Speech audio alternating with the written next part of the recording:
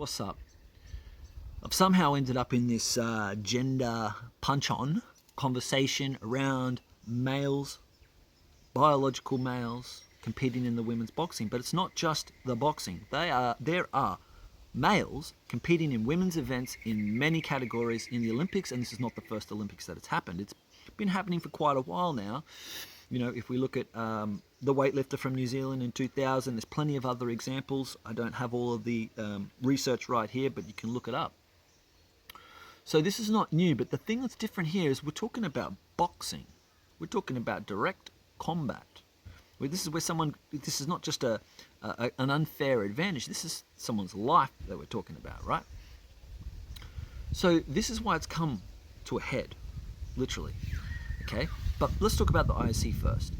The IOC, the International Olympic Committee, basically slowly but surely over the last 25 years has been changing their rules to remove eligibility to compete based on sex. It's now based on gender. It's now based on self-identified gender. So they have all these things in place where you can just basically self-identify in whichever category you wish, and as long as it's, you can prove that it's genuine, you haven't just done it to compete, they will accept it, right? So these boxers qualify for that, right? They were born appearing to be female. They were raised as female. They have female on their passport. Makes sense, right? But the difference is the chromosomes and the fact that they went through male puberty. And so you can imagine these kids, they go through male puberty, they're confused, it's hard, like everyone's just shattered because they're like, what the fuck's going on? But then they realize, hey, we can compete in boxing. I'm regarded as a female. And you can imagine in those teenage years, these kids going through male puberty, I was one of those late bloomers and my body and my physicality hasn't fully formed, right? And even men in their 20s are still they're like baby tough. But the thing with men and masculine bodies is as we train and we keep conditioning the physicality of our body and we do it really well, we get stronger and tougher and harder and more endurance over time. So what we're going to see with these boxers is they are going to get stronger, tougher over time, competing against biological females with a very limited window of peak physicality to compete. It's going to be a very interesting story if the IOC continues to allow it, but they're not going to, right? Because they don't have the capability to organize it in-house. Who normally organizes the sports? Well, the International Federation for each respective sport. The IOC is kind of like the coordinator. And every federation organizes their own. Now, these federations have been sort of playing with this gender rule stuff as well, but as situations arise, they go, actually, this is not fair, and they kick them out. And they say, actually, we want the women's category for females only. Happened with Leah Thomas in the USA, who wanted to compete at the Olympics, and that federation said, no, you can't. Sorry. The IOC lets that federation do that. For some reason, they don't like the International Boxing Association, and they're the first federation that have been, dismissed by the IOC, not recognized by the IOC since 2019, for the first time ever in the history of the Olympics, right? It's become political. Now, the IOC says the IBA is corrupt. It shouldn't matter, right? There's probably corruption in every international sporting association and federation. But for some reason, they picked out the IBA. And the particular reason they picked out the IBA is because they don't like the fact that the IBA kind of had a little internal revolt, you might say, after this character, Wu, I can't remember his first name, was running it from 2006 to 2017. And this guy is a globalist. He's in with the World Economic Forum and the International Olympic Committee, Executive Board, Thomas Bach. He's in there with all of those guys, right? Maybe not the World Economic Forum. That should be checked and confirmed. He basically ran boxing into the ground, and in 2016 it came to a head where everyone was really upset with the way the boxing was run at the Rio Olympics. Lots of poor judging, poor calls, everything was a schmozzle. And then basically this guy was running boxing into the ground. There was this internal revolt within boxing. They go, right, we're going to get it back. They got an independent kind of investigator to find out what's going on. How did we get to this point?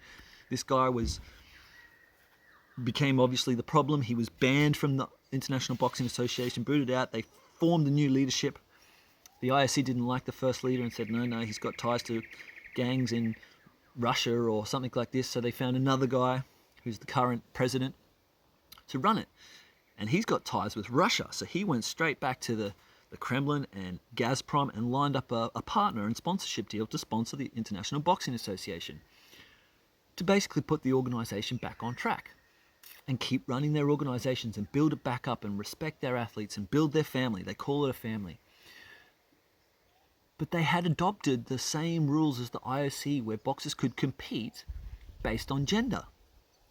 Okay, so that's how Aman and Lou got into these competitions, because it's based on gender, and by all account of purposes, they are by gender women. Okay, cool. So they get into the boxing, but they start getting better and stronger and tougher and winning more competitions.